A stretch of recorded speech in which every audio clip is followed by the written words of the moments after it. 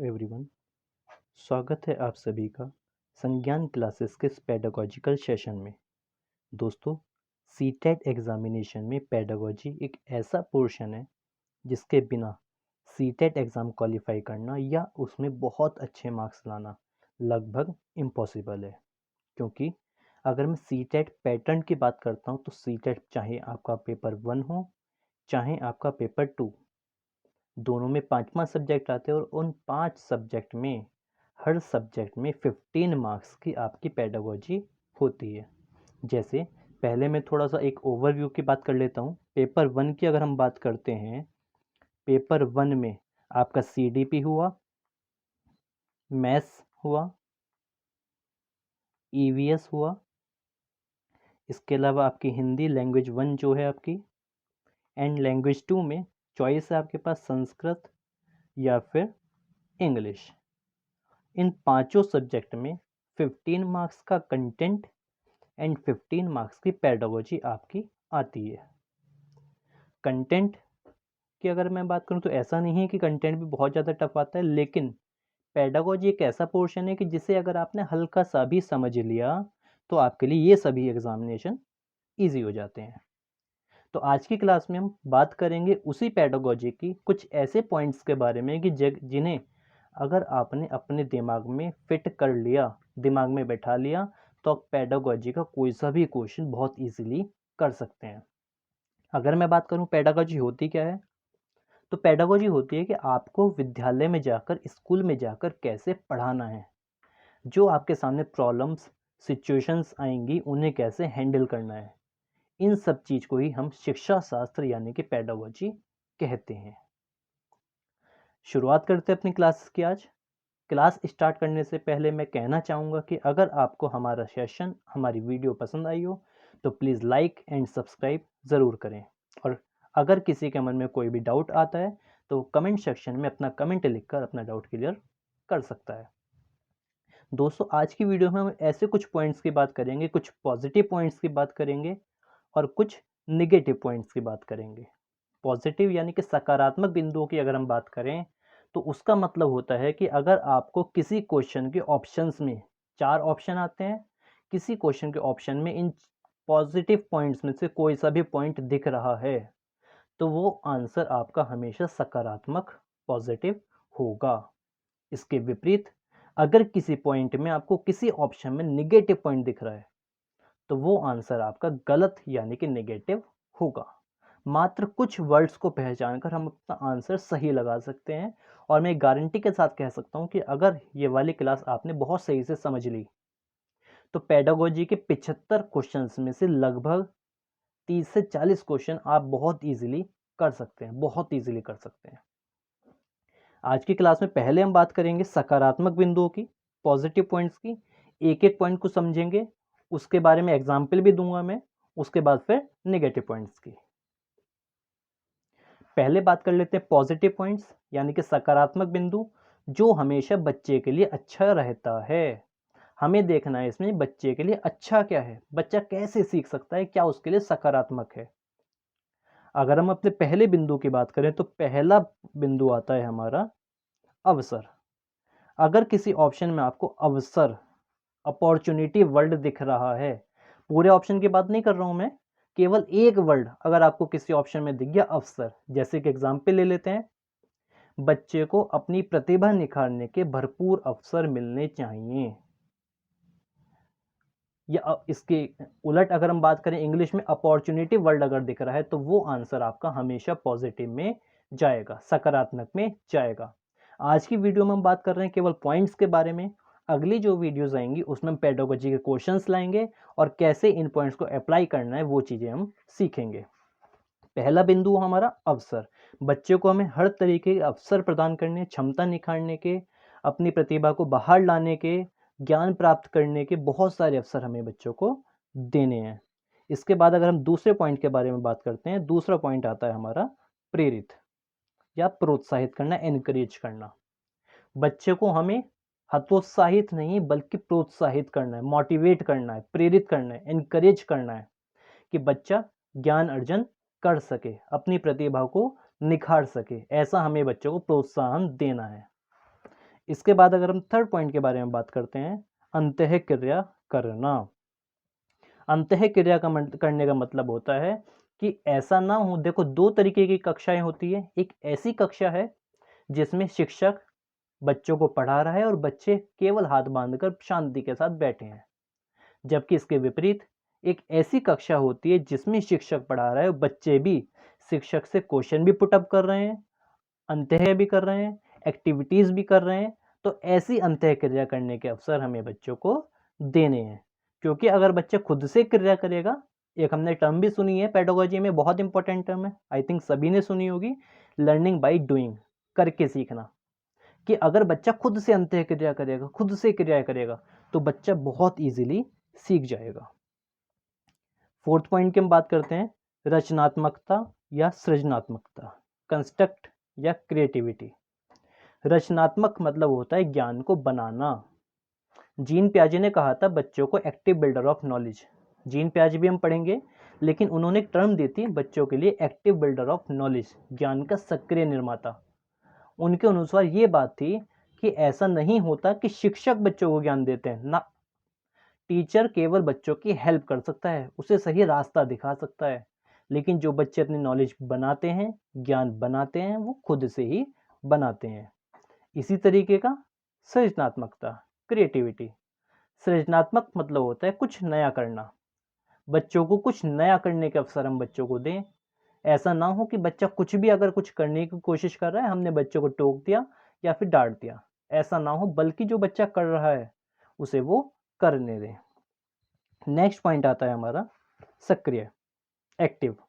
हमें बच्चों को एक्टिव रखना है, सक्रिय रखना है।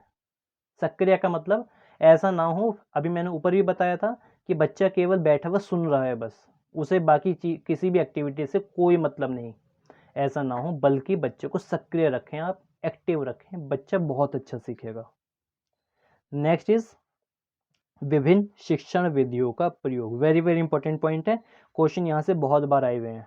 विभिन्न शिक्षण विधियों का प्रयोग, हम अलग अलग विषय, अलग अलग चैप्टर्स के अनुसार अलग अलग शिक्षण विधियां, टीचिंग मैगजीन्स का हम यूज कर सकते हैं। ऐसा ना हो कि एक टीचर को केवल एक ही शिक्षण विधि आती है।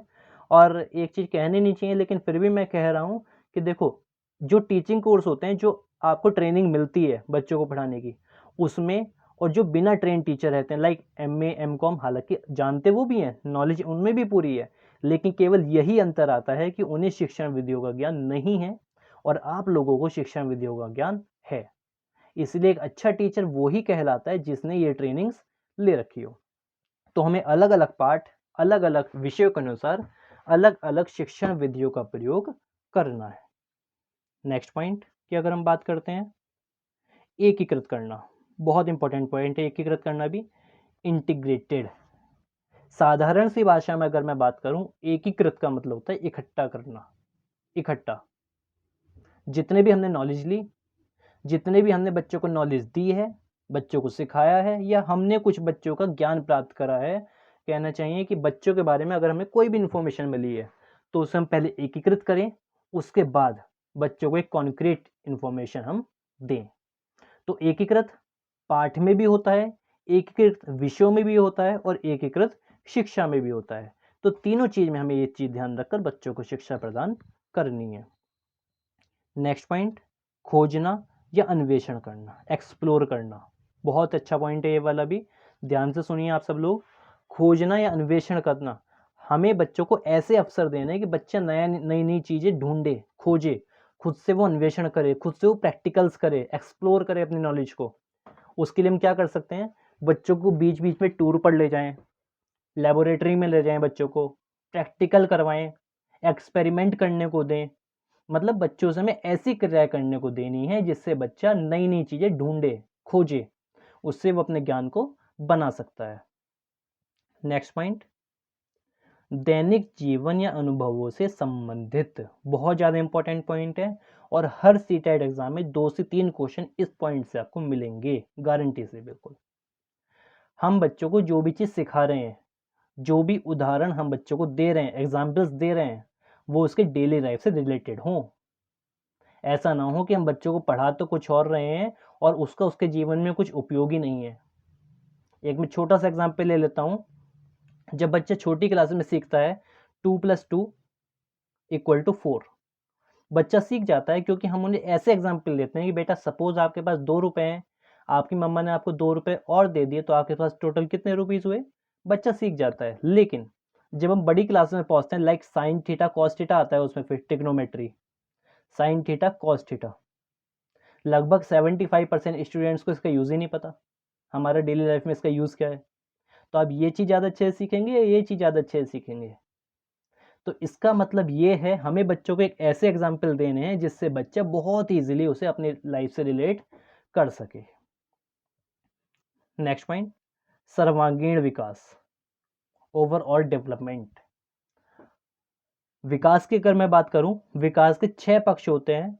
हम को इस प्रकार से तैयार करना है, इस प्रकार से ट्रेंड करना है कि बच्चे का केवल एक विकास या 2 विकास नहीं, बल्कि 6 के 6 पक्षों का विकास होना चाहिए। उसका शारीरिक विकास भी हो, मानसिक विकास भी हो, सामाजिक विकास भी हो, नैतिक विकास भी हो, संवेगात्मक और भाषाई विकास भी उसका हो। हमें हर तरह की एक एक्टिविटी बच्चों से करवानी है। नेक्स्ट पॉइंट, करके सीखना, लर्निंग बाय डूइंग। देखिए अभी मैंने पहले बात करी थी इस पॉइंट की, ये पॉइंट भी आ गया है। मैं फिर से बता दे रहा हूँ, इन पॉइंट्स को केवल दिमाग में रखना है बस। अगर आपको किसी ऑप्शन में ये वाला पॉइंट, ये वाले शब्द दिख रहे हैं, तो वो आंसर आपका हमेशा पॉजिटिव में जाएगा, हमेशा सही में जाएगा वो आंसर आपका। इसलिए इन ऑप्शंस को ध्यान में रखिए। उसके बाद जब पेडागोजी की प्रैक्टिस करेंगे, आप बहुत इजीली इसके आंसर फिर लगा पाएंगे। करके सीखना, लर्निंग बाय डूइंग, एक्टिविटीज करवाना बच्चों से। ऐसा ना हो केवल टीचर करे जा रहा है, बस प्रैक्टिकल भी अगर कर रहे हैं, टीचर ने करके दिखा दिया, बच्चों से मना कर दिया, नहीं बेटा तुम नहीं करोगे, ऐसा ना हो। बच्चों से भी एक्टिविटीज करवानी है। प्रैक्टिकल अगर हम करवा रहे हैं तो वो प्रैक्टिकल में बच्चों का पार्टिसिपेशन ज़्यादा से ज़्यादा हो, बच्चों की भागीदारी ज़्यादा से ज़्यादा हो, ऐसी क्रियाएं हमें बच्चों से क्लास में करवानी है। नेक्स्ट पॉइंट, जिज्ञासा। अच्छा पॉइंट है ये वाला भी, क्यूरियोसिटी। छोटे बच्चे जिज्ञासु होते हैं। जिज्ञासु का मतलब उनमें कुछ ना कुछ जानने की इच्छा रहती है। ये क्यों हुआ, कैसे हुआ, प्रश्न पूछने की अवस्था भी कह देते हैं बाल्यावस्था को। वो इसलिए कहते हैं क्योंकि बच्चों के मन में बहुत सारे प्रश्न रहते हैं, बहुत सारे क्वेश्चंस रहते हैं। ये कैसे होता है, कार कैसे चलती है, पेट्रोल कहाँ से आता है, डीजल कहाँ से आता है, अगर पेट्रोल खत्म हो गया तो पानी से चल जाएगी क्या, XYZ, बहुत सारे क्वेश्चन बच्चों के मन में रहते हैं। तो हमें बच्चों को एक ऐसा पॉइंट देना है जिसमें बच्चे जिज्ञासु बने। एक ऐसी कक्षा का निर्माण करना है जिसमें बच्चे जिज्ञासु बने, यानी कि उनमें प्रश्न पूछने की प्रवृत्ति का विकास हो। बहुत अच्छा पॉइंट है ये वाला, क्वेश्चन आता है यहाँ से, ध्यान से सुनिए। हमें बच्चों को इस प्रकार से शिक्षा देनी है, इस प्रकार से अपना टॉपिक पढ़ाना है कि बच्चे में प्रश्न पूछने की प्रवृत्ति का विकास हो। बच्चा क्लास में क्वेश्चन पुट अप करने के लिए रेडी रहे हमेशा, क्योंकि अगर बच्चा क्वेश्चन पूछेगा, प्रश्न पूछेगा, तो अपनी नॉलेज को बनाएगा। आई थिंक यहाँ तक क्लियर हो रहा होगा सभी को। मैं फिर से कह रहा हूँ कि अगर किसी भी पॉइंट में, किसी भी जगह कोई भी प्रॉब्लम आती है, कोई भी डाउट आपका होता है, आप प्लीज़ कमेंट सेक्शन में बताइए हमसे, हम उसे क्लियर करने की पूरी कोशिश करेंगे। और अगर हमारा सेशन पसंद आ रहा हो तो प्लीज़ लाइक एंड सब्सक्राइब ज़रूर करें। आगे बढ़ते हैं। अगले अगर हम सकारात्मक बिंदु की बात करते हैं तो वो आता है लोकतांत्रिक या प्रजातांत्रिक वातावरण, चाइल्ड सेंटर्ड एनवायरनमेंट, बाल केंद्रित वातावरण भी इसे हम कह सकते हैं। लेकिन अब अगर मैं लेटेस्ट सीटेट की बात करता हूँ तो बाल केंद्रित जैसा वर्ड कम दिखाई देता है, लोकतांत्रिक या प्रजातांत्रिक वर्ड आता है। अब आपके मन में आया होगा भाई प्रजातांत्रिक कैसे हुआ। प्रजा कौन होती है? प्रजा होती है कि जिस पर किसी राजा का या जिस पर किसी का शासन होता है, जो उसे हैंडल करता है, जो उसे कंट्रोल करता है। तो जब हम क्लास में पढ़ा रहे हैं, प्रजा कौन हुई? स्टूडेंट्स हुए। ठीक है, तो बाल केंद्रित शिक्षा को हम प्रजातांत्रिक वातावरण भी कह सकते हैं। हमें बच्चों के सामने ऐसा इन्वायरमेंट तैयार करना है, ऐसा वातावरण बनाना है जो बच्चे को सेंटर में रखे, बच्चे को केंद्र में रखे, उसके अनुसार हमें शिक्षा देनी है। बच्चा हमारे हिसाब से नहीं, बल्कि हम बच्चे के हिसाब से चले, ऐसा वातावरण हमें बनाना है। नेक्स्ट, समावेशी कक्षा, बहुत ज़्यादा इंपॉर्टेंट पॉइंट है। और इंक्लूसिव एजुकेशन से आपके 5 क्वेश्चन सीटेट में आते ही आते हैं, इंक्लूसिव एजुकेशन से। लेकिन यहाँ पर बात करें पेडागोजी की, समावेशी का मतलब होता है सम प्लस आवेशी। सम मतलब समान रूप से, बराबर। आवेशी मतलब शामिल करना।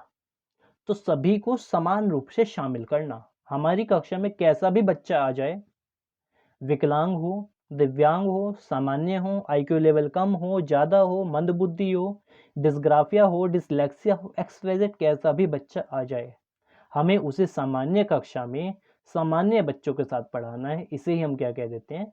समावेशी कक्षा, इंक्लूसिव एजुकेशन। नेक्स्ट, शिक्षक सहायक सामग्री का प्रयोग, यूज ऑफ टीएलएम। अब जब हम टीएलएम की क्वालिटीज पढ़ते हैं, आप सब लोग बीएड बीटीसी में पढ़कर आए होंगे। टीएलएम की क्वालिटीज में इंपॉर्टेंट क्वालिटी आती है कि टीएलएम ऐसा हो जो सुलभ हो। सुलभ का मतलब आसानी से मिल सके।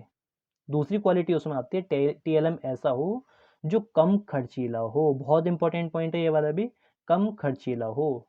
हम अपने टॉपिक के अनुसार, अपने चैप्टर के अनुसार ऐसे टीएलएम क्लास में लाएं जो कम खर्चीला भी हो और बच्चे उसे इंटरेस्ट के साथ पढ़ भी सकें। ऐसी शिक्षक सहायक सामग्री का प्रयोग हमें करना है।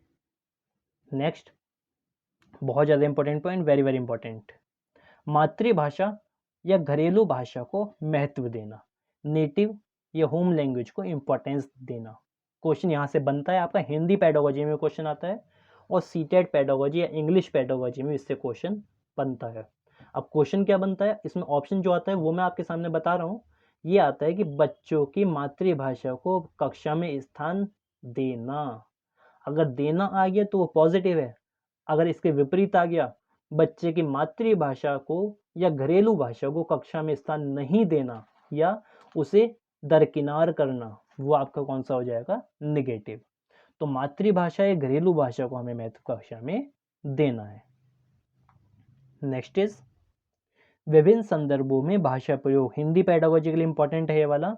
Use of language in different contacts. विभिन्न संदर्भों में भाषा प्रयोग का मतलब क्या है कि हमें बच्चों को भाषा केवल एक संदर्भ, मतलब बच्चों को हम केवल गद्य में भाषा सिखा रहे हैं या केवल पत्र लिखना सिखा रहे हैं, ऐसा ना हो। अलग अलग कॉन्टेक्स्ट में हम भाषा का यूज बच्चों से करवा सकें। जैसे कभी बच्चों को हमने लेटर राइटिंग दे दिया, पत्र लेखन दे दिया, कहानी लिखने के लिए दे दी, गद्य लिखने के लिए दे दिया है, पद में हम कविता लिखने के लिए दे रहे हैं।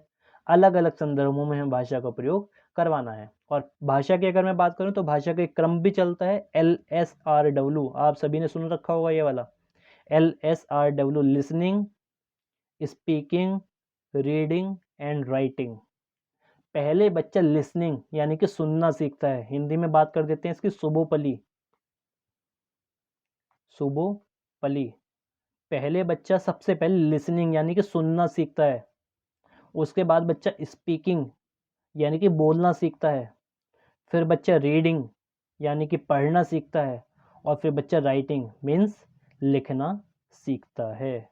तो इस सीक्वेंस में हमें बच्चों को सिखाना है, भाषा का प्रयोग इस सीक्वेंस में हमें करवाना है। आगे बढ़ते हैं। नेक्स्ट पॉइंट है विचार गोष्ठी या समूह वार्तालाप को प्रोत्साहित करना। बच्चों के सामने हमें ऐसी सिचुएशंस ला के दे देनी है कि बच्चे समूह वार्तालाप कर सकें, ग्रुप डिस्कशन कर सकें। अब समूह वार्तालाप से मतलब ये नहीं कि बच्चों को ग्रुप में शोर करने की छूट हमने दे दी ना। हम कोई टॉपिक बच्चों को दें, जैसे हमने बच्चों 4-5 बच्चों को ग्रुप बना दिया, बच्चों को टॉपिक दे दिया, प्रदूषण के बारे में सोचो आप। अगर इस शहर में प्रदूषण बढ़ जाए तो आप क्या क्या कर सकते हैं, मतलब एक कोई भी सिचुएशन बच्चों को दे देना, कोई भी टॉपिक बच्चों को दे देना और उसके बारे में उनसे समूह वार्तालाप करवाना। ये भी बच्चों के लिए एक इंपॉर्टेंट पॉइंट है। नेक्स्ट आता है प्रत्यक्षीकरण, भ्रमण या अवलोकन के अवसर देना। प्रत्यक्षीकरण का मतलब होता है परसेप्शन, मीन्स किसी भी चीज को सामने से यानी कि रियल ऑब्जेक्ट बच्चों को दिखाना। केवल ऐसा ना हो बच्चों के मन में हाइपोथेसिस बना रहे हैं हम, केवल उसके मन में केवल कल्पनाओं में उसे लेकर जा रहे हैं, नहीं। बच्चों को प्रत्यक्षीकरण की व्यवस्था हो। प्रत्यक्ष मतलब देखना, सामने से देखना चीजों को, वस्तुओं को जिस बारे में हम पढ़ रहे हैं उसे देखना। भ्रमण का मतलब टूर पर जाना, विजिट करना। जैसे सपोज अगर हम वनों के बारे में पढ़ रहे हैं तो बच्चों को FRI ले गए हम, फॉरेस्ट रिसर्च इंस्टीट्यूट, या फिर बच्चों को वनों में घुमाने ले गए। अगर हम बच्चों को जानवरों के बारे में पढ़ा रहे हैं तो कभी कभी जू का टूर ले गए। मतलब बच्चों को टूर पर लेके जाना, विजिट पर लेके जाना और अवलोकन के अवसर देना। जो भी हम बच्चों को सिखा रहे हैं उससे संबंधित बच्चे अवलोकन कर सकें। क्या कर सकते हैं आप इसमें, जैसे ईवीएस में पॉइंट आता है, हम बच्चों को पौधों के बारे में सिखा रहे हैं, हमने बच्चों को अवसर दिया कि बेटा घर पर जाना और किसी एक पौधे के विभिन्न अंगों के बारे में आपको देखकर आना है, क्या उसकी लीफ होती है, उसके रूट्स, फ्रूट्स, ये सब चीज़ आपको देखकर आनी है। तो ऐसे अवसर हमें बच्चों को देने हैं। अभी तक बात करी थी हमने पॉजिटिव पॉइंट्स के बारे में, सकारात्मक बिंदुओं के बारे में, कि अगर ये बिंदु आपको किसी भी ऑप्शन में दिखते हैं तो वो आंसर आपका हमेशा पॉजिटिव में जाएगा। अब हम बात कर लेते हैं नेगेटिव बिंदु कौन से हो जाते हैं, नकारात्मक बिंदु कौन से हो जाते हैं, कि अगर ये बिंदु आपको ऑप्शन में दिख रहे हैं तो वो आंसर आपका हमेशा गलत में जाएगा।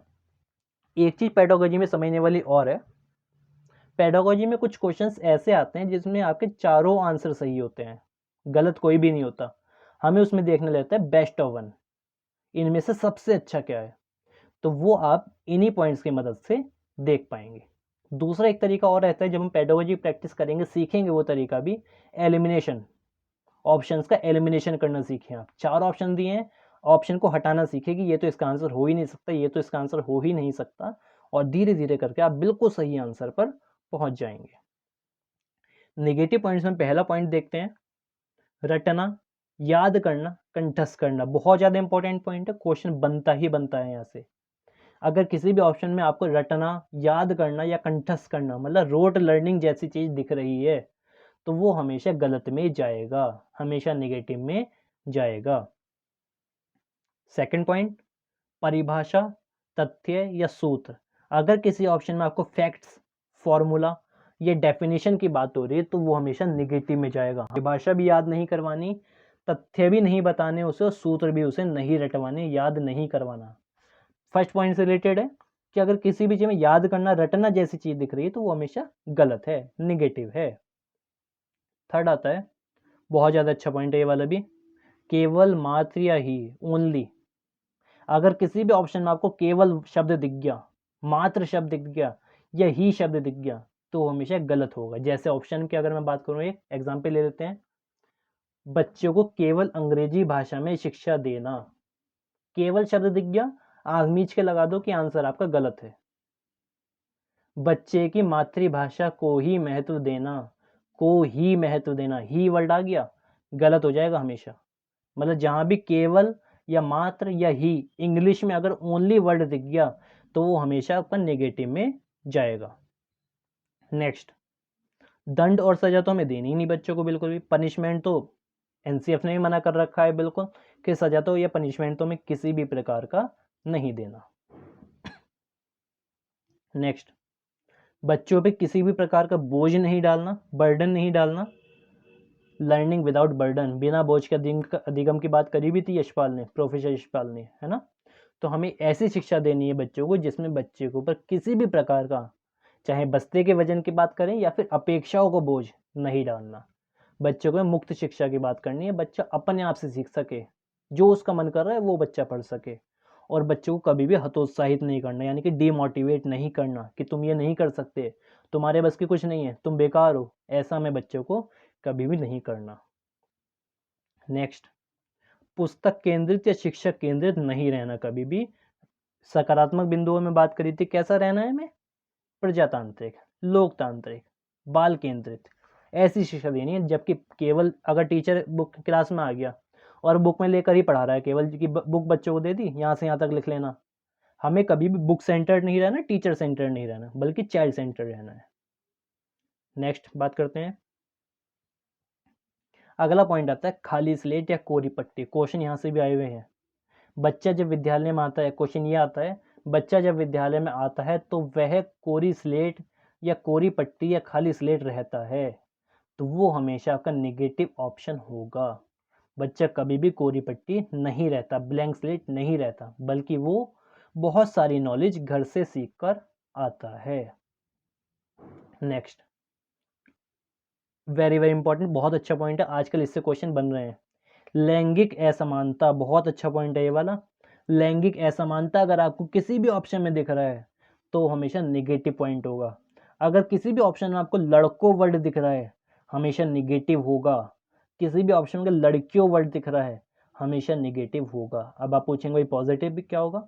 पॉजिटिव होगा विद्यार्थियों, स्टूडेंट्स, बच्चों, ये पॉजिटिव है। मतलब अगर किसी भी ऑप्शन में हमें ये पता लग रहा है कि ये केवल लड़कों की बात हो रही है, लड़कियों की बात हो रही है, तो हमेशा नेगेटिव है। जैसे ऑप्शन की अगर हम बात कर लेते हैं, एग्जाम्पल क्या आता है, इसका एग्जाम्पल है जैसे लड़कों को बाहर के काम करने देना, लड़कों को खाना बनाना सिखाना, लड़कियों को बाजार से सामान लाने देना।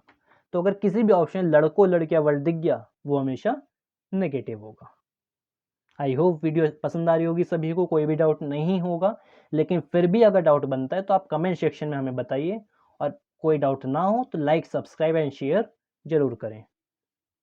नेक्स्ट पॉइंट आता है, बच्चे के विचार, मातृभाषा या त्रुटियों को महत्व ना देना। ये पॉइंट हमने सकारात्मक ही बात करी थी कि ऐसा ना हो कि हम बच्चे के विचारों को महत्व नहीं दे रहे। एक बच्चा बचाने की कोशिश कर रहा है कि सर हमने घर पर ये देखा था और टीचर ने उसे डांट कर बैठा दिया। नहीं, कुछ नहीं, अपनी बात नहीं कहोगे तो ऐसा ना हो, बल्कि बच्चों को प्रोत्साहित करना है कि बच्चे अपनी मन की बात आपसे कह सकें।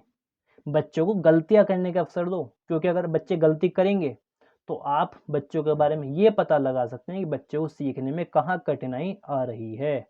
तो बच्चे के हमें मातृभाषा को भी महत्व देना है, बच्चे के विचारों को भी महत्व देना है, और उनकी त्रुटियों यानी कि गलतियों को भी महत्व देना है। नेक्स्ट पॉइंट, निष्क्रिय, इनएक्टिव। उसमें हम बच्चों को रख रहे थे सक्रिय, यहाँ इसका नेगेटिव क्या हो गया? निष्क्रिय। बच्चों को निष्क्रिय नहीं रखना, इनएक्टिव नहीं रखना। अगर किसी भी ऑप्शन में निष्क्रिय वर्ड आ रहा है तो वो हमेशा नेगेटिव ऑप्शन होगा, कभी भी वो पॉजिटिव नहीं हो सकता। नेक्स्ट बात करते हैं, अंक, परीक्षा या ग्रेड। अच्छा पॉइंट है ये वाला भी, एक क्वेश्चन इससे बन जाता है लगभग हर एग्जाम में। किसी भी ऑप्शन में अगर आपको तीनों में से कोई भी शब्द दिखाई दे रहे हैं, या तो अंक दिखाई दे रहा है, या परीक्षा, या फिर ग्रेड, मार्क्स, एग्जाम या फिर ग्रेड, तो वो हमेशा नेगेटिव होगा। हमें बच्चों को कभी मार्क्स ओरिएंटेड भी नहीं रखना, एग्जाम ओरिएंटेड भी नहीं रखना, और ग्रेड ओरिएंटेड भी नहीं रखना। केवल बच्चों के ज्ञान पर वर्क करना है, बच्चे सीख सकें। एग्जाम तो बात की चीज है, मेन मोटिव क्या होना चाहिए हमारा? बच्चे सीख सकें। नेक्स्ट, तकनीकी या वैज्ञानिक शब्दावली का प्रयोग नहीं करना हमें क्लास में बिल्कुल भी। तकनीकी यानी कि टेक्निकल या साइंटिफिक टर्मिनोलॉजी का प्रयोग हमें नहीं करना, बल्कि ऐसी शब्दावली, ऐसी टर्मिनोलॉजी का यूज़ करना है जो बच्चे की लाइफ से रिलेटेड हो, जिसे बच्चा ईजिली समझ सके। अब हमने ऐसे शब्द बच्चे के सामने कह दिए जिसका बच्चे को मतलब ही नहीं पता। बच्चा आज याद रख लेगा, कल को याद रख लेगा, लेकिन परसों वो भूल जाएगा। तो ऐसे शब्दों का यूज़ हमें नहीं करना। नेक्स्ट, सीमित। अच्छा पॉइंट है ये वाला भी। किसी भी ऑप्शन में अगर सीमित शब्द दिखाई दे रहा है, लिमिटेड शब्द दिखाई दे रहा है, तो वो हमेशा निगेटिव होगा। किसी भी चीज़ की सीमा नहीं रहती, लिमिटेड कुछ नहीं है, असीमित है सब कुछ। तो सीमित क्या है? नेगेटिव है। एक चीज़ और ध्यान में रखिए, अगर आप केवल ये सोच कर चलते हैं भाई सीटेट एग्जाम में 90 मार्क्स पर क्वालिफाई है, मैं 90 मार्क्स इजीली ले आऊँगा या फिर ले आऊँगी, तो आप गलती कर रहे हैं। कभी भी हमारे दिमाग में क्वालिफाई करने का नहीं होना चाहिए, बल्कि टारगेट क्या बनाना है? आज से ही हमें टारगेट बनाना है 130 प्लस हमें लाने हैं, तो लाने हैं। और ये मैं गारंटी के साथ कह सकता हूँ कि अगर आपने टारगेट अपना बनाया, उस अकॉर्डिंग पढ़े, तो 130 ऐसा नहीं है कि नहीं आ सकते, बहुत ईजिली आ जाएंगे। बस ज़रूरत क्या है? रेगुलरिटी। अगर आपकी पढ़ाई में रेगुलरिटी है, डाउट क्लियरेंस है, जो भी मन में डाउट आ रहा है उसे आप क्लियर कीजिए, तो गारंटी की बात है 130 प्लस आएंगे। 90 मार्क्स तो इजीली आ जाते हैं, 90 मार्क्स का कोई ऐसा बड़ी चीज़ नहीं है, इशू नहीं है कोई भी, बट 130 मार्क्स की कोशिश कीजिए। नेक्स्ट वर्ड आता है व्याख्या या नकल करना। टीचर को क्लास में व्याख्या नहीं करनी, बल्कि समझाना है, बच्चे को अंडरस्टैंड करवाना है, और नकल तो कभी करवानी ही नहीं। नकल का मतलब क्या हुआ? वही पुस्तक केंद्रित वाली बात कि टीचर ने बता दिया बुक में से, बेटा इतना लिख लो इस पैराग्राफ में से, ऐसा कभी बच्चों से नहीं करवाना। प्रतिकूल। प्रतिकूल का मतलब एक तो होता है अनुकूल, एक होता है प्रतिकूल, यानी कि जो बच्चे के लिए अच्छा नहीं है, एडवर्स। ऐसा वातावरण हमें नहीं बनाना, वो नेगेटिव होता है। अगर कहीं भी प्रतिकूल शब्द दिखाई दे गया तो वो आंसर आपका हमेशा नेगेटिव में जाएगा। एक बात मैं और कहना चाह रहा हूँ, ये पॉइंट्स बहुत अच्छे से समझ लें, बहुत अच्छे से नोट कर लें अपने पास, क्योंकि जो अगली वीडियो आनी शुरू होंगी पेडागोजी की, इन पॉइंट्स का डायरेक्ट यूज़ होगा उसमें, और आप फिर देखेंगे तब कि कैसे हम पेडागोजी को बहुत ईजिली कर पा रहे हैं। बिल्कुल भी मुश्किल पेडागोजी नहीं है। मैं गारंटी के साथ कह सकता हूँ कि अगर इन पॉइंट्स को आपने समझा, पेडागोजी पे केवल थोड़ा सा ध्यान दे लिया, तो 75 आउट ऑफ 75 100% आने हैं। बच्चा 75 का कंटेंट, उसके लिए तैयारी होगी ही आप लोगों की, जो नहीं होगी वो हम करवाएंगे। आगे बढ़ते हैं। आज की क्लास में हमने देखा कौन से बच्चे के लिए सकारात्मक बिंदु हो सकते हैं, कौन से बच्चे के लिए नकारात्मक बिंदु हो सकते हैं। इसके बाद जो भी वीडियोस आएंगी, पेडागोजी की वीडियोस आएंगी, लगभग 30 क्वेश्चन आपको सभी वीडियोस में मिलेंगे। मैं आशा करूंगा, आई होप कि आप लोग सभी वीडियोस को देखेंगे और अपना स्कोर कमेंट सेक्शन में बताते चलें। बिल्कुल, क्योंकि अगर आप अपने स्कोर चेक कर रहे हैं तो मतलब आप अपनी तैयारी को चेक कर रहे हैं, और तैयारी चेक करने का मतलब आप एक एक स्टेप आगे बढ़ रहे हैं। आई होप ये वाली वीडियो अच्छी लगी होगी सभी को। कोई भी डाउट बनता है आप कमेंट सेक्शन में पूछिए। बाकी पसंद आई हो तो लाइक, सब्सक्राइब एंड शेयर करना ना भूलें। तब तक के लिए बाय बाय, मिलते हैं नेक्स्ट वीडियो में। Thank you.